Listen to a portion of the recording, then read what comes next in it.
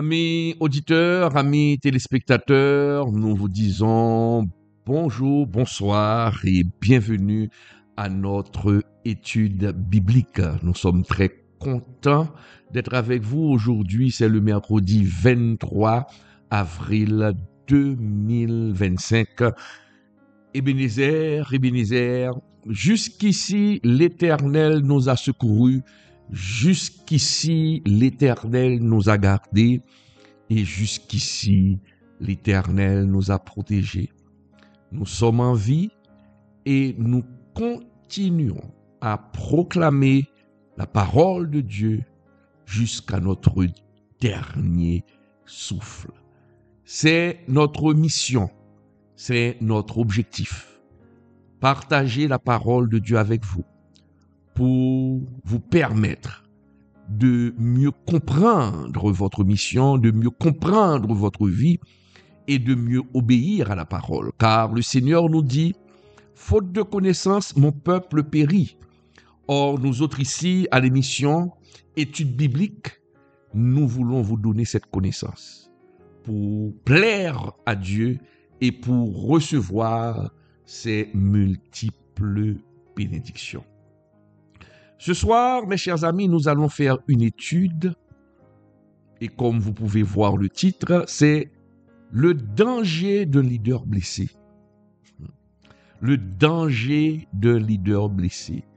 Que nous dit la Bible?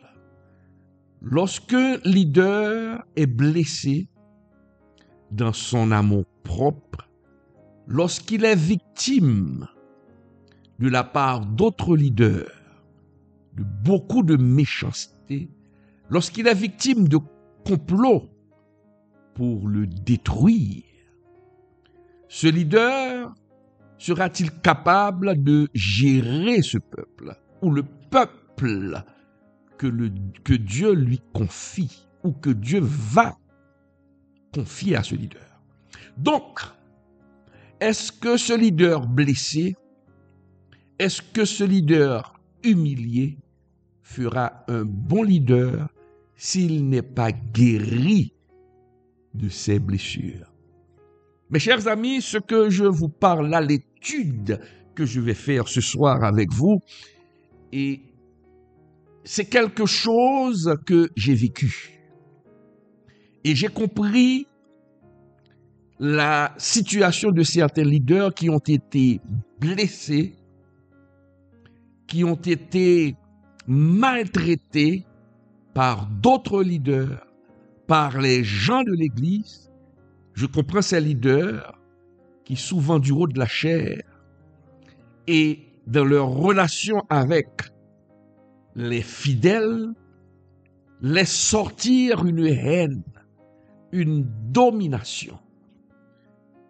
Et des fois, qui soulèvent le peuple contre d'autres leaders, contre d'autres peuples du Seigneur. Pourquoi? Parce que ce leader ou ces leaders n'ont pas été guéris. N'ont pas été guéris. Ils gardent dans leur cœur les blessures du passé. Pas seulement les blessures subies dans le ministère, mais aussi les blessures subies durant leur enfance. Un leader, pour diriger un peuple, doit se sentir guéri, doit être guéri pour mieux gérer le peuple du Seigneur. Dans le ministère, mes chers amis, j'ai été blessé. Et ce que je vous parle, ce que je vais partager avec vous à travers cette étude biblique, c'est pas de la théorie, c'est du vécu. C'est du vécu. Et mes chers amis, dans le ministère, si on n'est pas ancré en Christ, si on n'a pas les yeux fixés sur Jésus, vous allez chuter. Les faux ouvriers, les chiens comme le traitent, comme Paul traite ses ouvriers. Paul a traité de chiens ses ouvriers. Jésus même a traité de chiens ses ouvriers. Ce sont des ouvriers qui facilitent la chute de beaucoup d'enfants de Dieu, qui mettent à la porte beaucoup d'enfants de Dieu par leur comportement. Car il y a de ces ouvriers, malheureusement, qui ne sont pas régénérés, qui eux aussi ont été blessés, mais au lieu d'être guéris de leurs blessures, ils projettent leurs blessures sur d'autres personnes en blessant d'autres personnes. Des leaders qui ont été maltraités, qui ont été humiliés, au lieu d'être guéris, qu'est-ce qu'ils font? Ils détruisent d'autres personnes. Ce sont des leaders qui sont passés par des moments difficiles et quand ils arrivent au timon des affaires, quand ils dirigent un ministère, au lieu de considérer les autres comme leurs enfants, eh bien, qu'est-ce qu'ils font? Ces leaders blessés qui n'ont pas été guéris, ils blessent d'autres personnes. Puisqu'ils ont été blessés, puisqu'ils ont été humiliés, ils humilient d'autres personnes. C'est un aspect psychologique. Et ces autres leaders qui ont été blessés par le leader blessé, s'ils ne se corrigent pas, s'ils ne sont pas guéris, ils vont reproduire la même chose. Et c'est ce que j'ai pu comprendre. C'est ce que j'ai pu comprendre, mes chers amis. Mais en scrutant la parole de Dieu, en lisant la parole de Dieu, moi-même, Claude Emmanuel Camille, j'ai été blessé. J'ai été blessé. J'ai été blessé par des leaders. J'ai été blessé même à mon église. Il n'y a rien à cacher. Je n'ai rien à cacher. À mon église. Blessé, humilié. Mais j'ai compris que si je gardais ces blessures, j'allais reproduire la même chose. Or, je ne veux pas reproduire la même chose. Je ne veux pas ressembler à ces leaders qui, eux-mêmes, ont été blessés.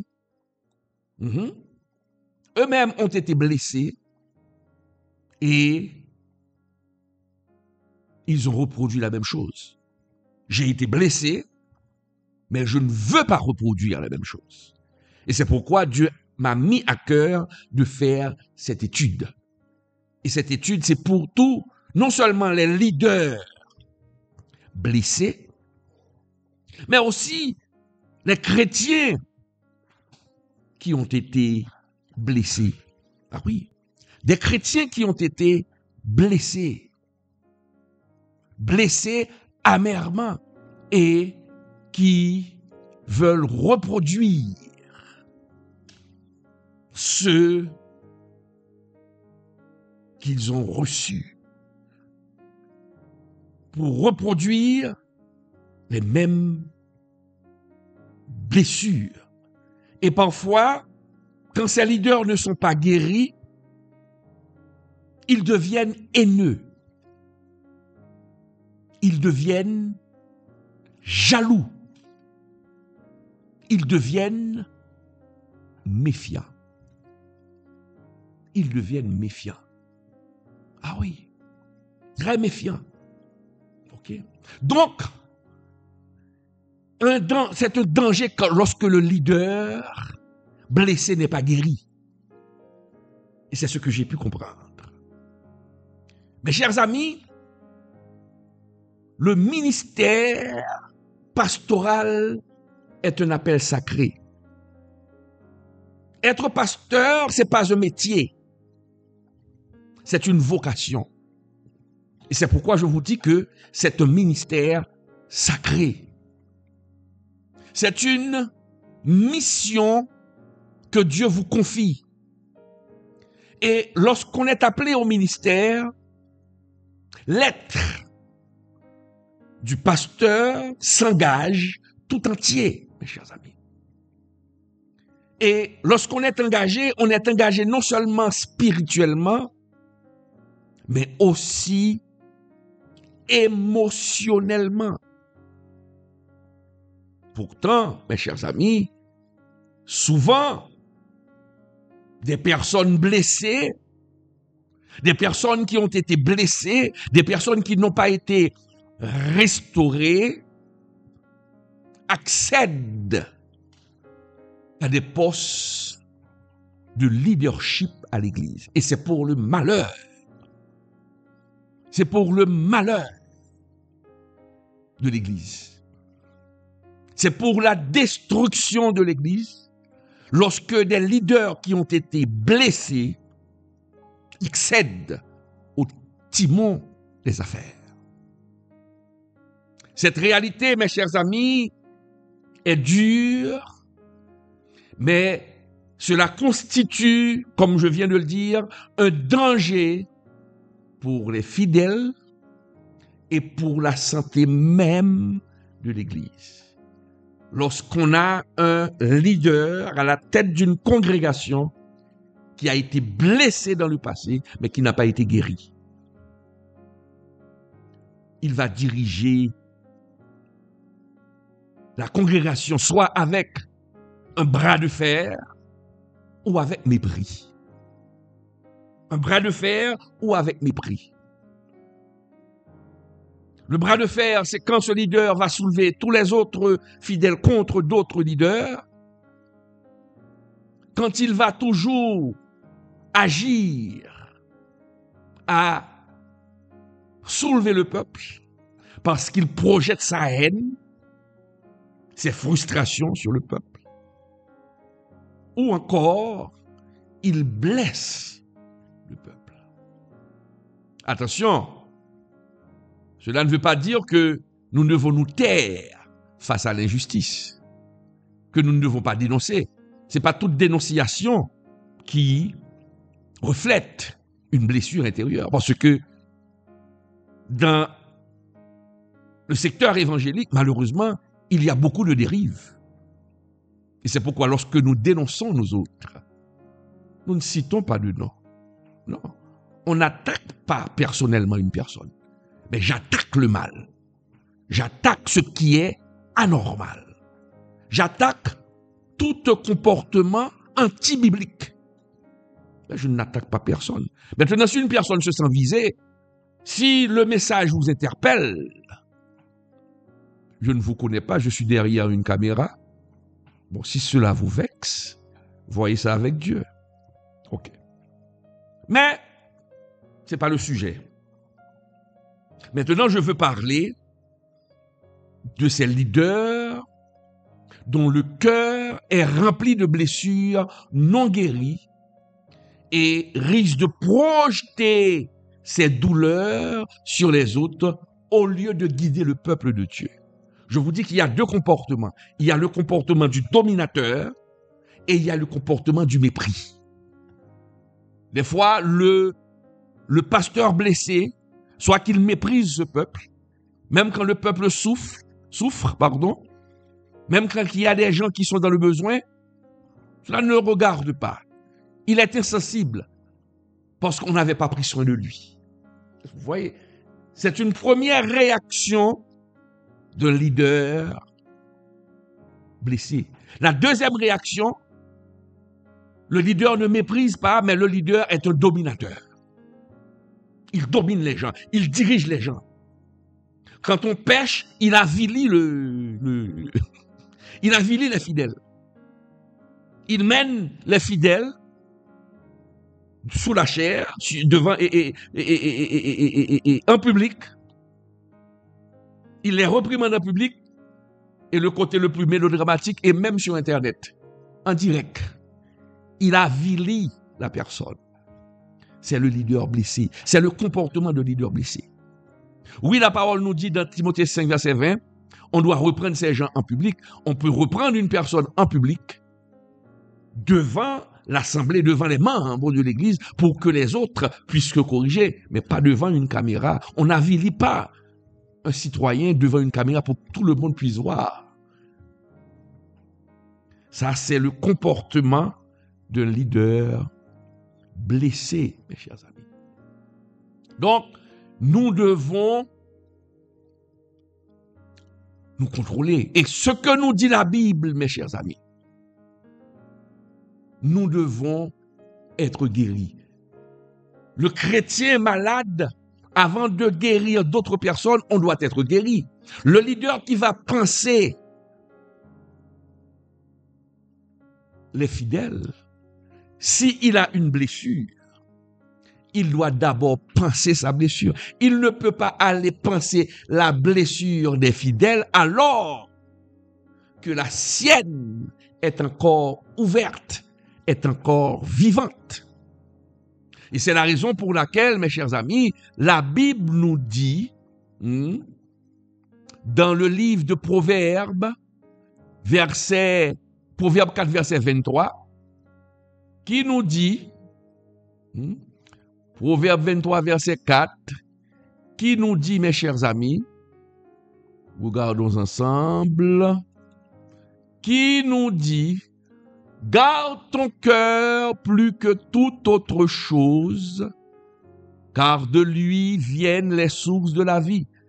Garde ton cœur plus que toute autre chose, car de lui viennent les sources de la vie. Donc le leader doit contrôler son cœur pour qu'il ne dirige pas le peuple de Dieu avec un cœur rempli d'amertume. Cela va provoquer, cela va susciter un mauvais comportement, mes chers amis. Il faut savoir que notre cœur, mes chers amis, c'est le centre, c'est là que réside le centre de nos émotions. Le cœur, c'est là que réside le centre de nos intentions et de nos décisions. Donc, un cœur blessé, non guéri, va développer ou projeter des émotions négatives. Les intentions ne seront pas normales et de mauvaises décisions vont se prendre lorsque le cœur n'est pas guéri, mes chers amis. Lorsque le cœur est brisé, lorsque le cœur du leader est empoisonné par des blessures non résolues, il ne peut pas transmettre la vie. Car il n'a pas de vie en lui. Il n'a pas de vie en lui. Mais au lieu de transmettre la vie, ce leader répand plutôt sa souffrance, répand plutôt sa rancune, car il y a des leaders qui sont rancuniers, qui n'oublient jamais et qui souffrent. Le diable le sait et le diable utilise cette arme. Un leader blessé devient alors, mes chers amis, une source d'instabilité pour ceux qu'il dirige. Le leader va prendre des décisions à la va-vite, des décisions à l'emporte-pièce. Il ne saura pas quel type de décision prendre. Tantôt, il va prendre telle décision et de notre côté, il va prendre une autre demain. Il va se faire remarquer par son instabilité pour diriger. Le leader blessé. C'est un sujet tabou qu'on ne pose pas. Étant donné qu'il j'ai une certaine connaissance en psychologie, je peux comprendre. Et c'est la raison pour laquelle, si vous êtes un leader et que vous êtes un leader blessé, et vous le savez, il faut chercher de l'aide. Aller voir un psychologue, ce n'est pas un péché. Cela ne veut pas dire que vous êtes fou, mais vous avez besoin d'une guérison intérieure. D'une guérison intérieure. Nous devons reproduire la vie de Jésus-Christ et non pas reproduire la mort, la haine, mes chers amis. Donc, nous comprenons, mes chers amis, le leader blessé soit mal parce qu'il ne s'est pas laissé soigner par Jésus. Moi, ce que je vous dis là, je le comprends. Je le comprends. Parce que si je ne m'étais pas moi-même soigné après les blessures subies à mon église, je serais aujourd'hui un leader haineux, pardon. Mais je me suis soigné moi-même. Ce n'est pas facile. Ce n'est pas facile, mais il faut se soigner. Il faut se soigner pour avancer de l'avant. C'est ça. Sinon, vous allez reproduire sur les autres les abus ou les rejets que vous avez subis. Vous allez le faire. Vous allez faire souffrir les autres parce que vous avez souffert. Mes chers amis, regardez ce que Jésus a dit. Jésus a dit qu'il est le bon berger. Et Jésus doit être notre modèle parfait. Avant d'envoyer, mes chers amis, Pierre paître ses brebis, on se le rappelle, Pierre a été blessé.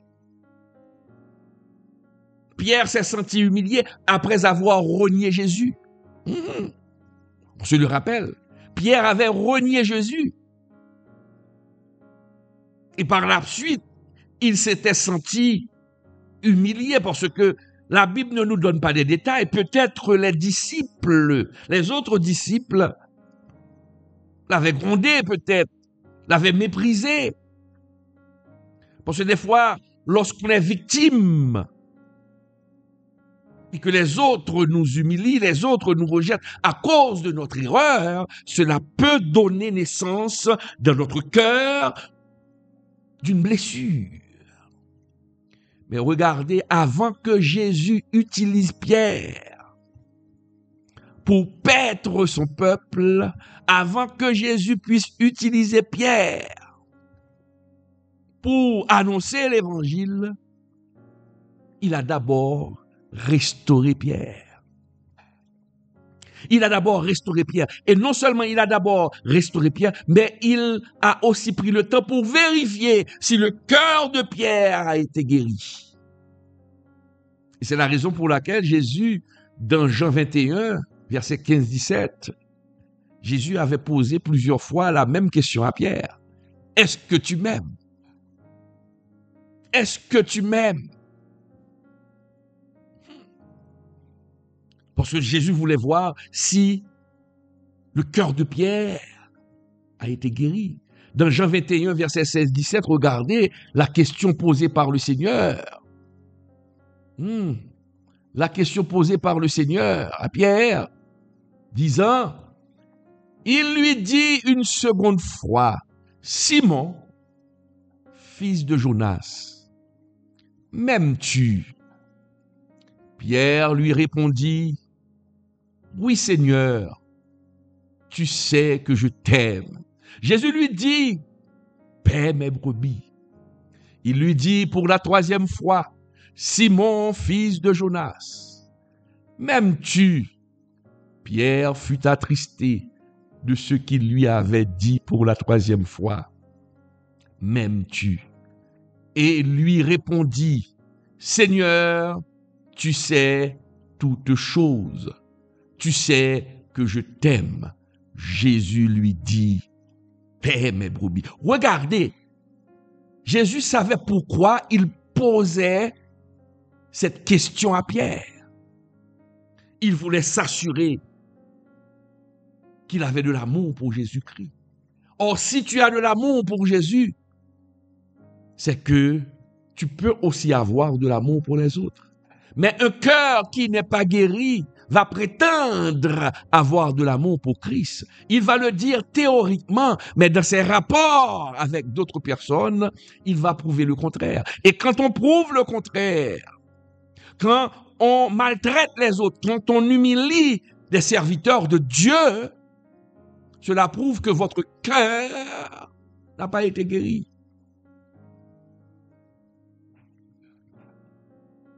Cela prouve que votre cœur n'a pas été guéri.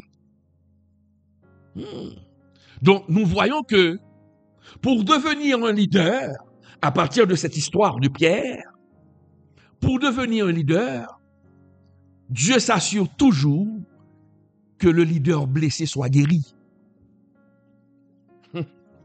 Que le leader blessé soit guéri.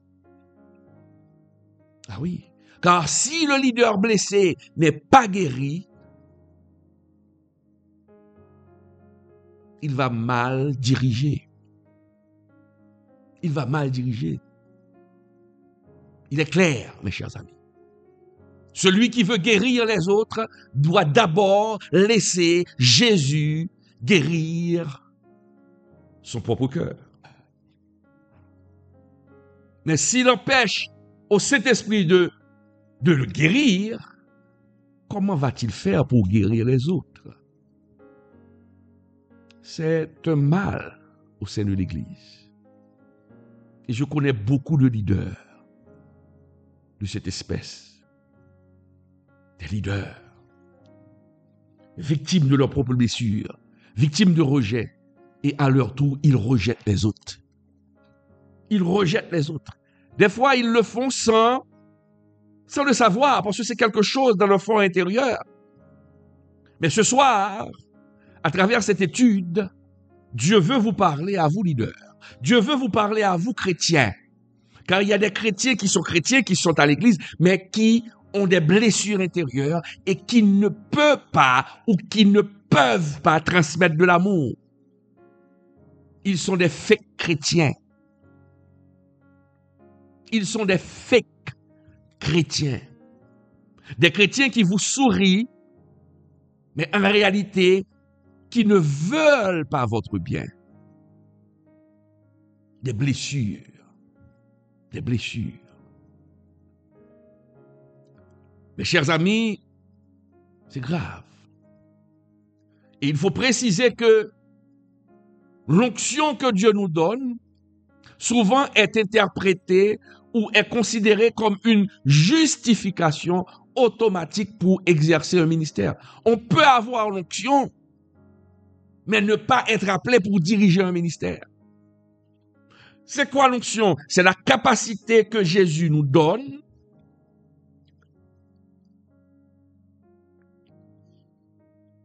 C'est la capacité que Jésus nous donne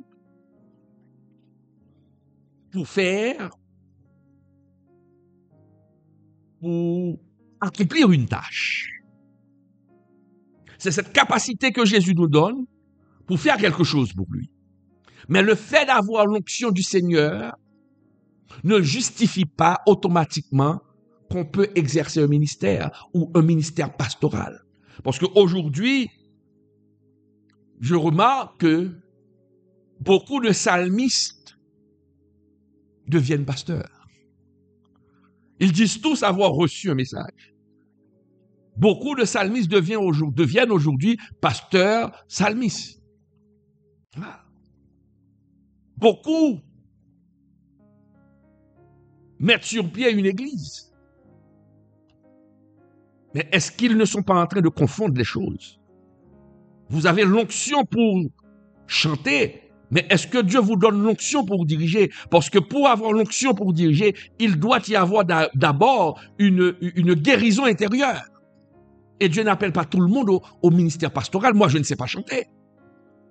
Je ne sais pas chanter. Le don que le Seigneur m'a donné, c'est le don d'enseignement et c'est ce don que j'exerce. C'est le don de la prédication. Et c'est ce don que je suis en train d'exercer en ce moment. Ah oui. Donc c'est ça. C'est ça. Donc, l'onction seule ne suffit pas pour diriger un peuple. Je le répète, l'onction seule ne suffit pas pour diriger un peuple. Un homme et une femme peut être doués, charismatiquement. Un homme et une femme peut être avoir l'appel pour être prophète. Mais est-ce que vous avez la capacité pour gérer un peuple? Est-ce que les blessures du passé, les blessures de l'enfance, est-ce qu'elles sont guéries? Parce que si elles ne sont pas guéries, vous serez une source de souffrance pour vos ouailles, pour vos fidèles, pour vos enfants spirituels. Et c'est la raison pour laquelle c'est à cause de la dureté de certains pasteurs d'Israël qui n'étaient pas guéris que Ézéchiel a dû les critiquer, le Saint-Esprit a dû les dénoncer. Dans Ézéchiel 34, verset 4, regardons ensemble. Ézéchiel 34, verset 4, qui nous dit, mes chers amis, vous n'avez pas fortifié, ici le Seigneur parle au pasteur d'Israël, vous n'avez pas fortifié celle qui était faible, guéri celle qui était malade, pensé celle qui était blessée, vous n'avez pas ramené celle qui s'égarait, cherché celle qui était perdue, mais vous les avez dominés avec violence et avec dureté. Vous voyez, vous les avez dominés avec violence et avec dureté. Ah, quelle est la cause de cette violence? À cause d'une guérison intérieure qui n'a pas été faite. Vous les avez dominés. C'est ce que nous dit le Seigneur ici. Ézéchiel condamne et le Seigneur condamne ses leaders. Mes chers amis, il est important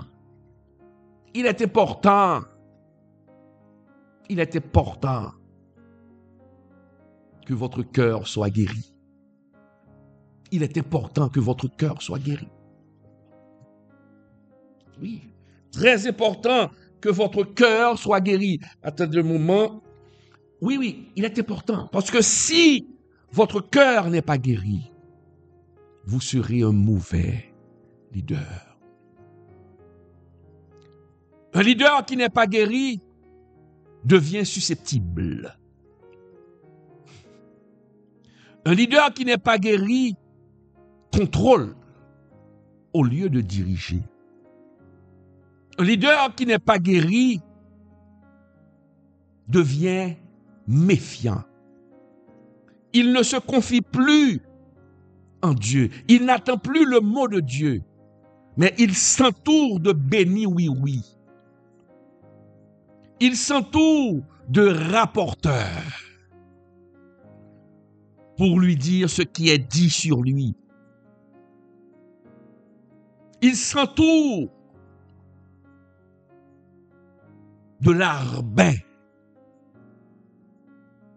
Il s'entoure de ce que Dieu qualifie de chien. Voilà. Et lorsque le leader est entouré de mauvais ouvriers qui deviennent des rapporteurs, l'Église sera mal dirigée. Car pour diriger un peuple,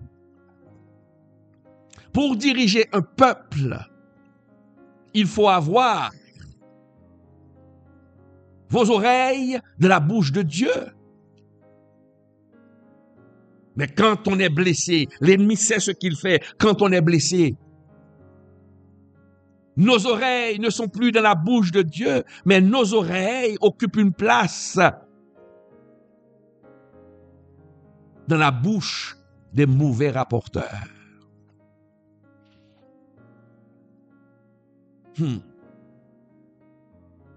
Et le leader qui n'est pas guéri, il impose au lieu d'aimer. C'est grave. Tous ces sentiments m'ont traversé. Et c'est pourquoi le Seigneur me pousse à faire cette étude. Tous ces sentiments m'ont traversé. Mais heureusement que le Seigneur m'a guéri. M'a guéri. Et c'est pourquoi j'ai demandé au Seigneur, mais pourquoi m'as-tu laissé vivre ces choses? Parce qu'il m'a dit, ta mission sera grande, mon ami. Et pour comprendre les autres, il y a certaines choses que tu dois vivre.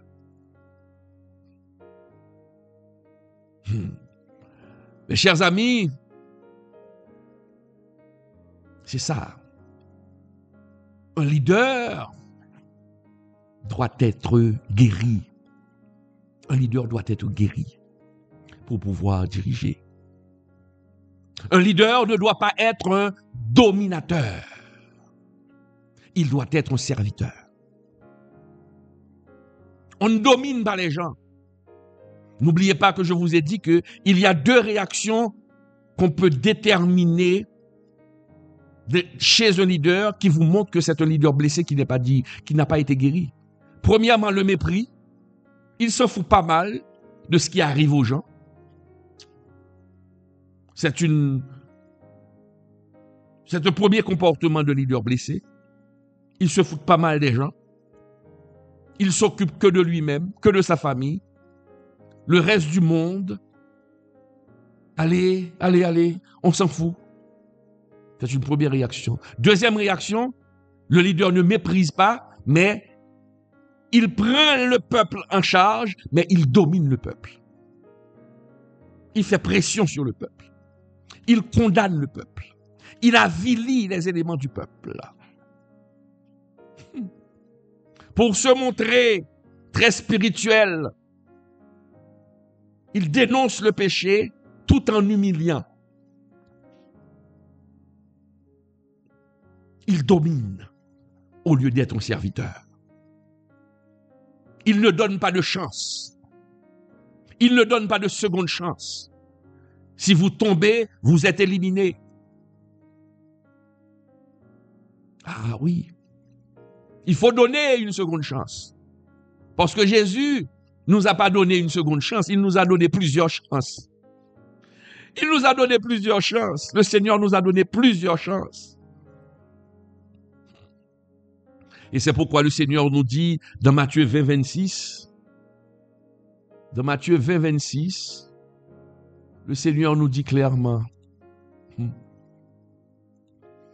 il nous dit clairement, vous ne devez pas dominer. Il n'en sera pas de même au milieu de vous, mais quiconque veut être grand parmi vous, qu'il soit votre serviteur. Le leader doit être un serviteur.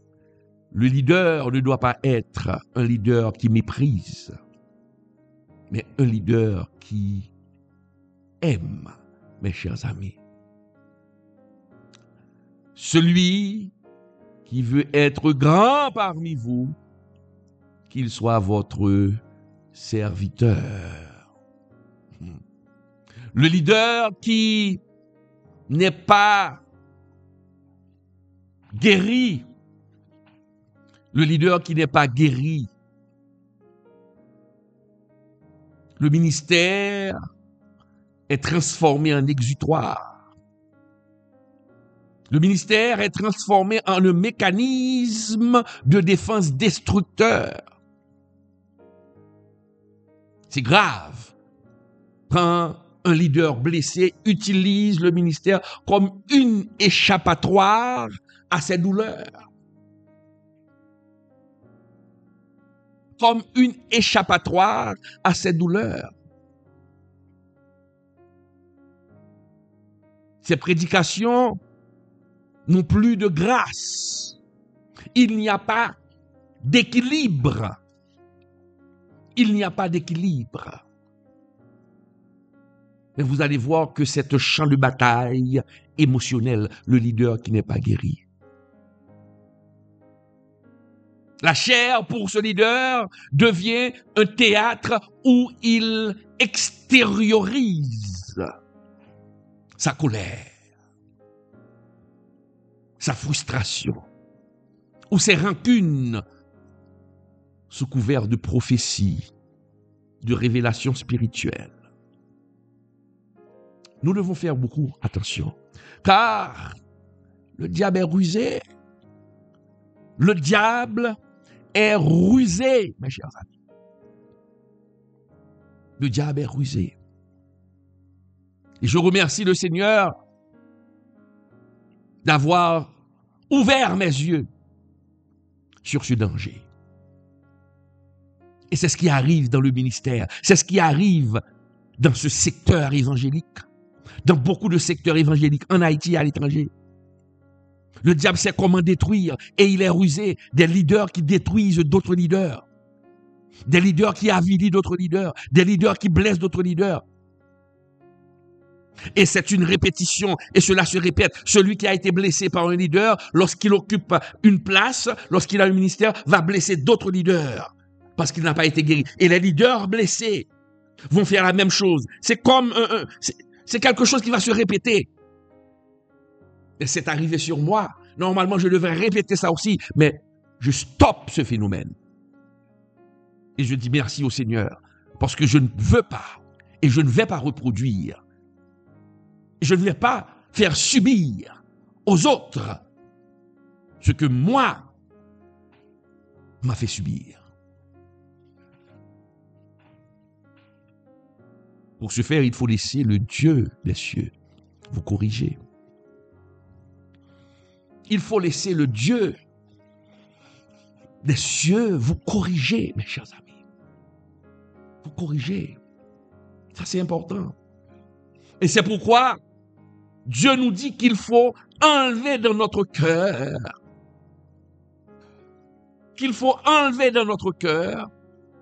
toute racine d'amertume. Nous devons enlever dans notre cœur toute racine d'amertume. Nous devons libérer notre cœur de la haine, de la rancune, pour ne pas devenir un mauvais leader, pour ne pas devenir un mauvais dirigeant de groupe. Quand je parle de leader, de pasteur, des dirigeants de groupe, des dirigeants de chorale, il faut enlever vos amertumes. Et c'est ce que nous lisons dans Hébreux 12, verset 15. Hébreux 12, verset 15, qui nous dit, mes chers amis, Hébreux 12, verset 15, qui nous dit, « Veuillez à ce que nul ne se prive de la grâce de Dieu. » Que nul ne se prive de la grâce de Dieu. Et à ce qu'aucune racine d'amertume pousse des rejetons, ne produise du trouble et que plusieurs n'en soient infectés. Est-ce que l'on comprend ce que nous dit la parole ici? Il faut faire attention, mes chers amis. Il faut faire attention. Il faut faire attention. Les racines d'amertume. L'amertume, mes chers amis, peut polluer. L'amertume peut polluer, mes chers amis, toute une communauté, toute une église, quand on a de la rancune dans le cœur. Et c'est la raison, vous allez voir que dans une même église, il y a de la division. Lorsqu'on regarde l'église, on voit que c'est uni, mais lorsqu'on entre dans l'église, On voit que dans une même église, il y a beaucoup de divisions, il y a beaucoup de clans.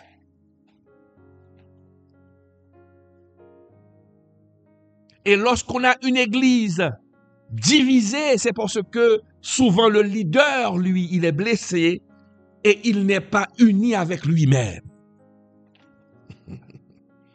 Il n'est pas uni avec lui-même parce qu'il laisse ses amertumes, il laisse sa rancune pousser des rejetons négatifs.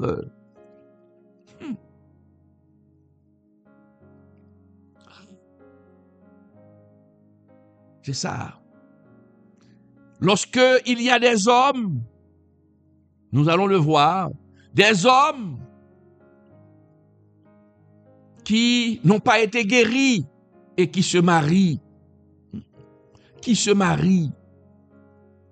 Des enfants blessés par leur père deviennent des adultes méchants. C'est grave lorsqu'on n'est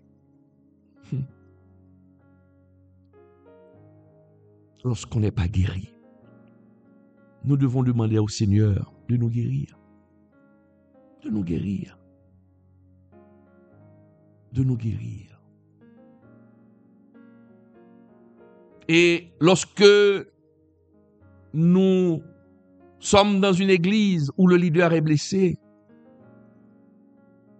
vous allez voir que le leader, au lieu de prêcher la parole, je vous dis qu'il est toujours méfiant et il condamne toujours ses fidèles. Il menace ses fidèles. Il est toujours prêt à menacer quiconque se dresse contre lui. Un leader blessé, un leader qui a été humilié dans le passé. S'il n'est pas guéri, il va reproduire ce qu'il a subi sur d'autres personnes. Donc nous comprenons, mes chers amis, une telle situation, c'est grave. C'est grave.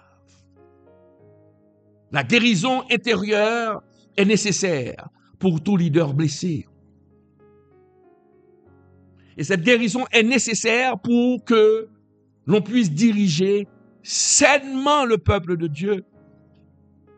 Pour qu'on puisse diriger sainement le peuple de Dieu. Lorsque Dieu nous appelle à une mission extérieure, lorsque Dieu nous appelle à toucher d'autres personnes,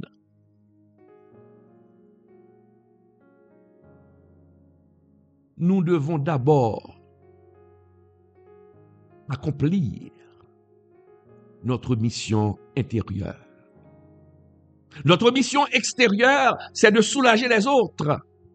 Mais si vous ne vous êtes pas soulagé vous-même, notre mission extérieure, c'est de guérir les autres.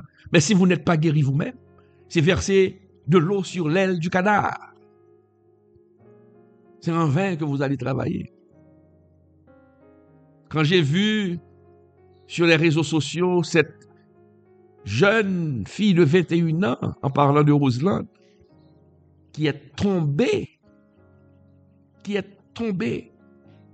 une vidéo compromettante. Et tout le monde l'accusait. Mais j'ai ressenti de la compassion. J'ai ressenti de la compassion. Et cette compassion, c'est parce que le Seigneur m'a guéri. Et j'ai dû aller vers elle. Je lui ai parlé. Je lui ai donné des conseils. Je lui ai dit ce qu'elle devait faire. Pourquoi? Parce que j'ai de la compassion. Mais vous allez voir que d'autres leaders sont montés au créneau sans réfléchir pour la condamner. Non. Nous devons, moi je lui ai offert une chance, Dieu l'a offert une chance. Maintenant, si elle n'accepte pas de se repentir, de demander pardon, si elle fait le coup raide, si elle se rebelle, à ce moment, elle va tomber sur le coup du jugement. Ah oui, à ce moment, elle va tomber sur le coup du jugement. Quand on pêche et on pêche volontairement et on veut se croire plus intelligent, Dieu vous donne l'opportunité de vous repentir, mais vous continuez sur la mauvaise voie en cherchant à justifier une bêtise. À ce moment, le Seigneur lui-même va dire ah non. Va dire ah non, c'est pas possible. Et à ce moment, le Seigneur va vous condamner. Mais le Seigneur ne condamne pas automatiquement quand quelqu'un tombe. Donc nous voyons qu'il est essentiel de se corriger, d'avoir un cœur pur, d'aller vers les autres, de soulager les autres. Mais il faut que les autres acceptent le soin qu'on va leur donner. Donc celui qui a un cœur guéri de toute amertume devient un être compatissant, devient un être équilibré. Il sait quand montrer l'amour, démontrer l'amour, et il sait quand dénoncer avec fermeté et hardiesse. C'est un leader équilibré qui donne de l'amour, mais qui dénonce avec fermeté quand on persiste dans l'erreur. Et c'est pourquoi David avait dit « Seigneur, change mon cœur » après avoir péché dans le psaume 51. Dans le psaume 51. Regardons ensemble. Le psaume 51, verset 10. David avait dit, regardez, « Ô Dieu, crée en moi un cœur pur. Renouvelle en moi un esprit bien disposé. » Un esprit bien disposé. C'est ce que nous dit la Bible. C'est ce que nous dit la Bible. La Bible nous dit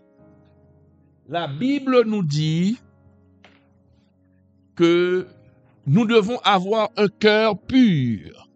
Nous devons avoir un cœur pur pour pouvoir le servir. Nous devons avoir un cœur guéri. Notre cœur doit être guéri, mes chers amis. C'est ce que la Bible nous montre. Nous devons avoir un cœur guéri. La guérison intérieure est nécessaire. Est nécessaire, mes chers amis. C'est une guérison nécessaire pour pouvoir diriger le peuple du Seigneur. Nous allons observer une petite pause, mes chers amis. Je vous reviens tout à l'heure. Nous continuerons avec notre étude biblique de ce soir. Et je vous demande d'envoyer cette étude à tous les pasteurs, à tous les leaders, pour qu'ils puissent, s'ils sont blessés, et souvent dans le ministère on sera toujours blessé, mais vous devez être guéris si Dieu veut vous confier une mission pour diriger son peuple. Nous allons observer une pause. Je vous reviens tout à l'heure.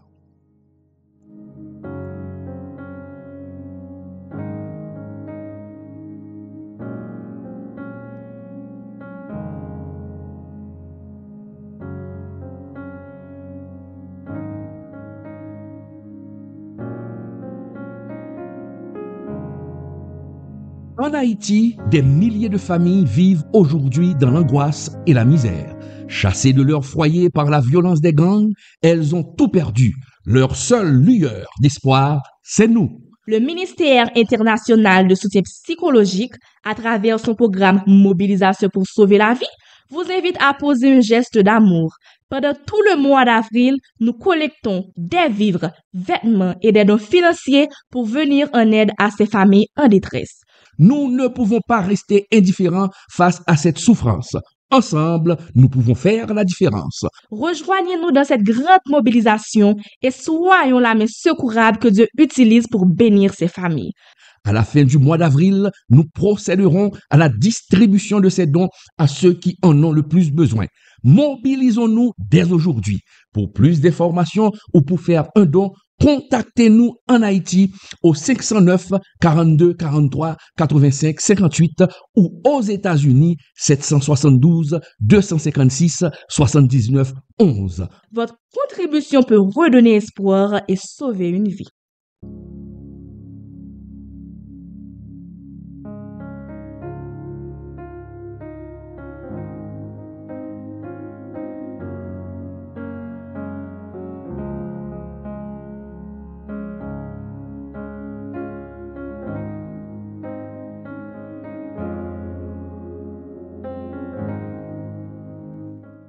On est de retour, mes chers amis. Après cette pause, nous continuons avec notre étude. Et si vous venez à peine de nous rejoindre, mes chers amis, je vous rappelle que vous suivez l'étude biblique avec le pasteur Claude Emmanuel Camille. Et ce soir, nous avons abordé le danger d'un leader blessé. Nous avons vu. Et nous allons continuer, avant de remettre fin à cette étude, pour voir le danger. C'est un danger, mes chers amis. Un danger quand celui qui dirige et qu'il a été blessé et qu'il n'a pas été guéri, c'est un danger. Nous avons parlé tout à l'heure que David avait demandé à Dieu un cœur pur pour qu'il puisse renouveler en David un cœur bien disposé. Nous avons vu tout à l'heure dans Hébreu, le Seigneur nous dit que nous devons éradiquer, mes chers amis, tout esprit d'amertume. Nous devons éradiquer toute racine d'amertume, dans notre cœur, pour pouvoir mieux diriger. Diriger les autres, c'est bien. Pour guérir les autres, c'est bien. Est-ce que vous êtes guéri vous-même? Et, mes chers amis, la parole de Dieu est claire. La parole de Dieu est claire. La parole de Dieu nous dit que nous devons être guéris d'abord pour pouvoir guérir les autres. Et c'est ce que Paul affirme. C'est ce que l'apôtre Paul affirme. Dieu l'a guéri de ses afflictions pour qu'il puisse soigner les autres. Ah, c'est ce que Paul affirme. Dieu a guéri Paul de ses souffrances. Dieu l'a guéri de ses blessures intérieures pour qu'il puisse guérir les autres. C'est ce que nous lisons dans 2 Corinthiens 1er, verset 4. Regardons 2 Corinthiens 1er, verset 4. Regardons ensemble, mes chers amis. 2 Corinthiens 1er, le verset 4, qui nous dit: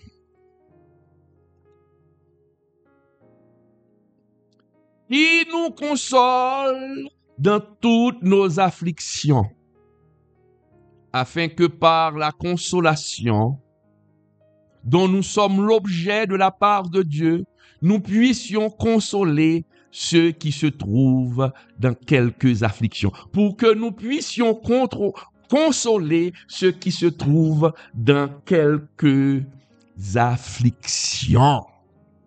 Ah, vous voyez, mes chers amis, c'est bon. C'est bon. Dieu nous console, Dieu nous guérit pour que nous puissions guérir d'autres frères et sœurs. Nous devons être guéris, mes chers amis. Un leader qui est restauré, c'est un canal de grâce. Un leader qui est restauré devient une source de bénédiction, une source de consolation. Un leader restauré ne cherchera pas à posséder les gens, mais un leader restauré va amener les gens vers Christ.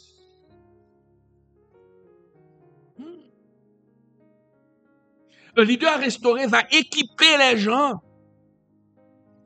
pour qu'ils puissent mener la bataille de par eux-mêmes.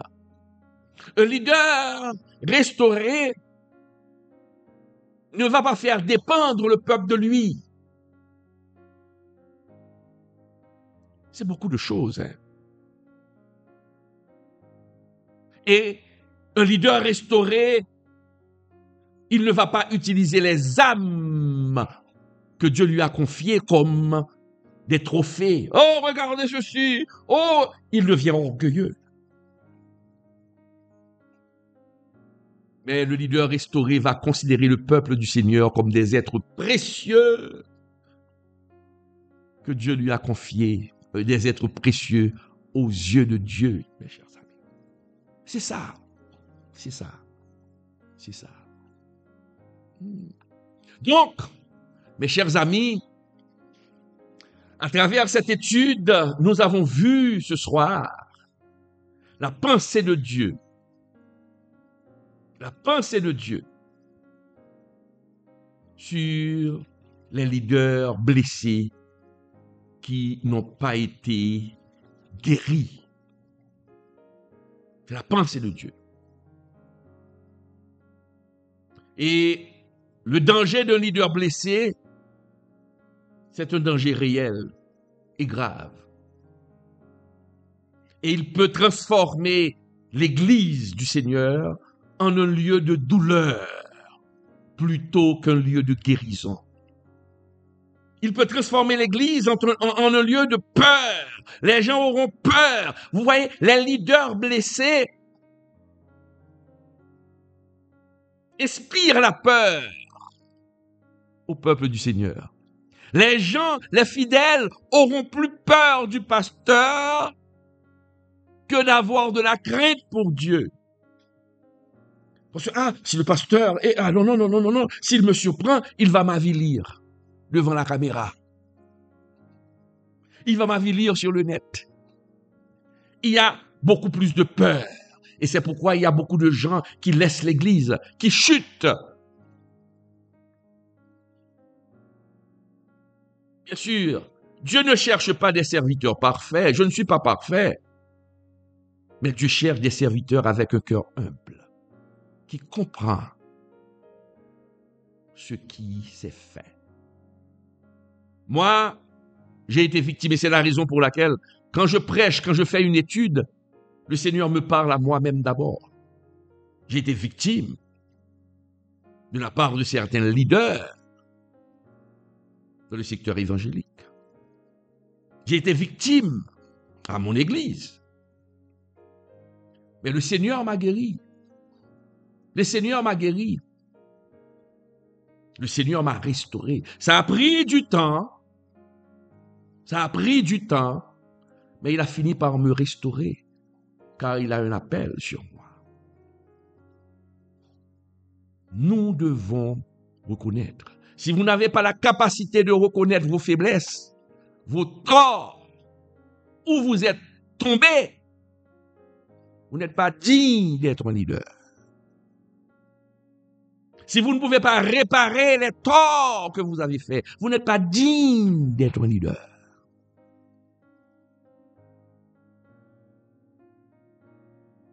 Avant de porter, la charge du peuple, il faut porter sa propre croix. Il faut se corriger, mes chers amis. L'Église a besoin de leaders selon le cœur de Dieu. Et c'est la raison pour laquelle Dieu avait dit de David, malgré ses erreurs, malgré son péché, il avait qualifié David l'homme selon mon cœur. Dieu a besoin de leaders qui est ou qui sont selon son cœur. Dieu n'a pas besoin de leaders porteurs de blessures, non soignés. Des fois, Dieu nous fait passer dans des moments difficiles pour pouvoir mieux comprendre les gens. Et c'est la raison pour laquelle je comprends mieux les gens. À cause de mes blessures du passé qui ont été guéries, je comprends mieux. Je comprends mieux. Leader, vous devez demander à Dieu. Quand je parle de leader, je parle de toutes sortes de leaders. Pasteurs, dirigeants d'église, dirigeants de chorale, dirigeants de groupe. Et non. Vous devez être des personnes restaurées. Afin que le ministère ne soit plus un champ de bataille. Mais pour que le ministère devienne un jardin de vie. Qui apporte la vie. Qui apporte la vie. Ah oui, qui apporte la vie.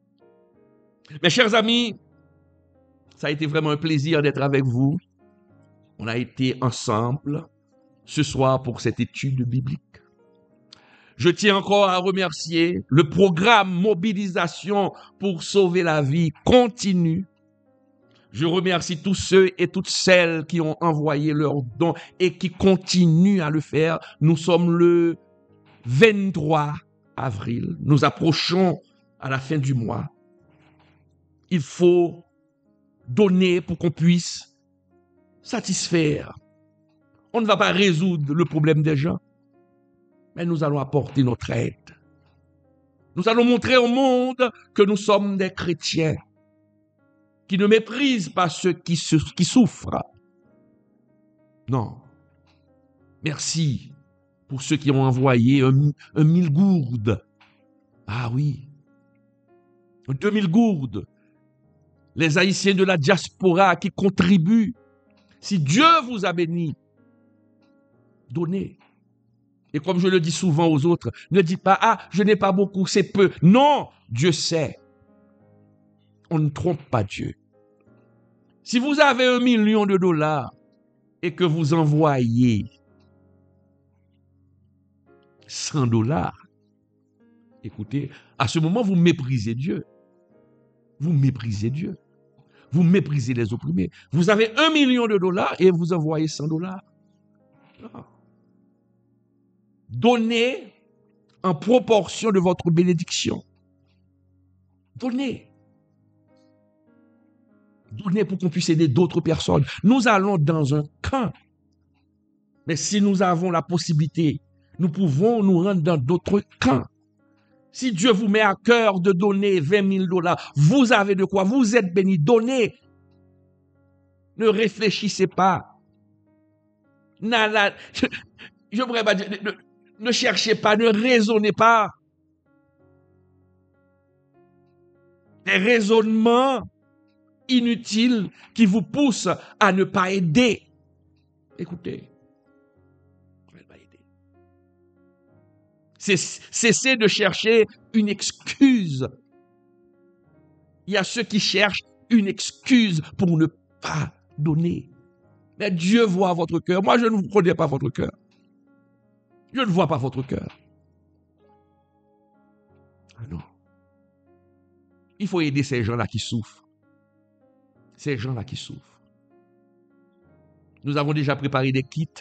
Nous allons donner des sacs de riz au comité de ce camp pour pouvoir préparer de la nourriture pour tout le camp. Pour tout le camp. Okay. Donc, nous ne sommes pas l'État. C'est votre contribution qui nous permet de faire un geste. Et Dieu va vous bénir pour ça. Dieu va vous bénir. Et les gens vont le comprendre. Il y a d'autres camps qui m'appellent, mais j'ai dit, écoutez, je n'ai pas les moyens pour aider tout le monde. Et les gens qui sont dans les camps ne sont pas heureux. Ce qu'ils cherchent, c'est la sécurité pour qu'ils puissent retourner chez eux. Pour qu'ils puissent retourner chez eux. Ça, c'est de la responsabilité de l'État. C'est la responsabilité de l'État. Et c'est pourquoi, si l'État est complice dans ce qui se fait aujourd'hui, dans la misère de ce peuple, chaque membre va payer. Les membres du CPT, si vous êtes responsable, si c'est un complot ourdi par l'international et que vous facilitez à l'accomplissement, à l'exécution de ce complot, vous allez payer ça cher. Vos enfants vont payer ça de génération en génération. Parce que vous avez tuer un peuple. Ça, je le dis. Vous allez le payer si vous ne faites rien. Vous allez le payer de génération en génération. Vos enfants vont le payer. Vos petits-enfants vont le payer. Faites attention. Faites attention. Dieu est un Dieu vengeur. C'est un feu dévorant.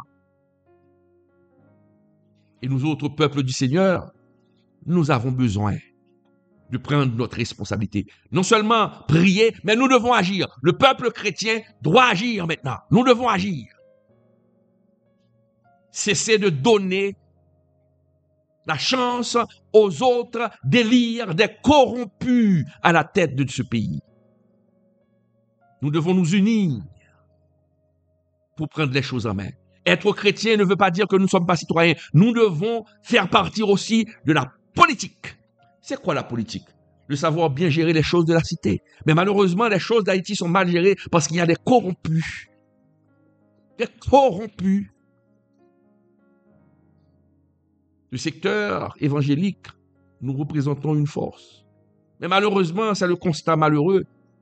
Pourquoi nous ne pouvons pas utiliser cette force? Parce qu'il y a trop de division dans le secteur. Chaque leader cherche leur propre miette de pain au lieu de voir le bien-être de tout le peuple. Ce sont ces leaders des fois que je dénonce, qui ne donnent pas la parole, qui favorisent à ce que le peuple entre en affaire, Bible en main, en cachant la parole pour mieux exploiter ce peuple. Le peuple du Seigneur. Il n'y a pas de différence entre le politicien et le leader qui cache la parole de Dieu, qui donne une partie de la parole de Dieu, qui souille la parole de Dieu, qui cache la vraie parole de Dieu pour plaire aux autres, pour faire de l'argent et laisser les autres entrer en affaires. Il n'y a pas de différence. Donc, nous devons agir. Nous devons agir, mes chers amis. Nous devons agir. Donc, continuez à envoyer vos dons. Nous sommes le 23. Écrivez-moi au 42, 43, 85, 58 pour donner ces dons. Il faut aider, il faut aider, il faut aider, il faut aider. Ce ministère a besoin de votre aide. Le ministère international de soutien psychologique a besoin, et je remercie tous ceux et toutes celles qui ont contribué. Et si Dieu vous met à cœur encore de redonner, c'est pour le bien de nos frères et sœurs. Et Dieu ne manquera pas à verser ses multiples bénédictions sur vous et sur votre famille. Nous avons le devoir de le faire. Aidons les autres. Aidons les autres. Écrivez-nous. Vous êtes à l'étranger, le zèle 772 256 79 11. Les produits alimentaires en Haïti coûtent très cher. Quand je trouve l'argent en américain, cela me facilite pour acheter des produits alimentaires. Si vous avez des habits, des robes, il y a ceux qui m'ont envoyé des robes. De beaux pantalons. Pas des choses vraiment et qui n'ont pas de valeur. Alors, faites-le.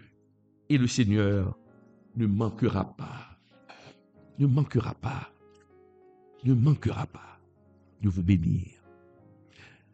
Mes chers amis, c'est ici que je mets une fin à cette émission.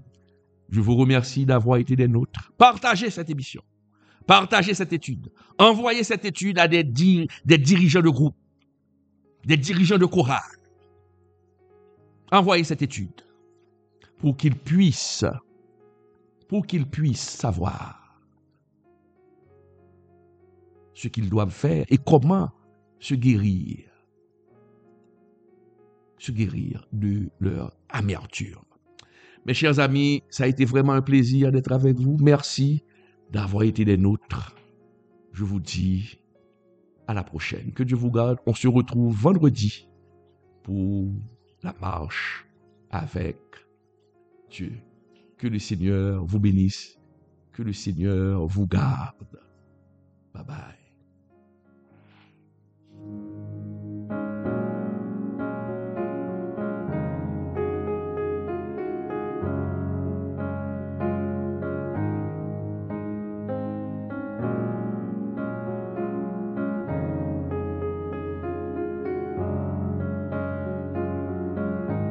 En Haïti, des milliers de familles vivent aujourd'hui dans l'angoisse et la misère.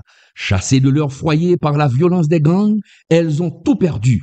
Leur seule lueur d'espoir, c'est nous. Le ministère international de soutien psychologique, à travers son programme Mobilisation pour sauver la vie, vous invite à poser un geste d'amour.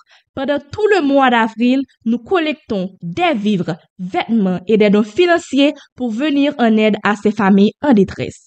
Nous ne pouvons pas rester indifférents face à cette souffrance.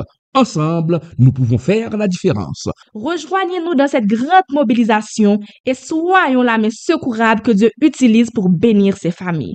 À la fin du mois d'avril, nous procéderons à la distribution de ces dons à ceux qui en ont le plus besoin. Mobilisons-nous dès aujourd'hui. Pour plus d'informations ou pour faire un don, contactez-nous en Haïti au 509 42 43 85 58 ou aux États-Unis 772 256 79 11. Votre contribution peut redonner espoir et sauver une vie.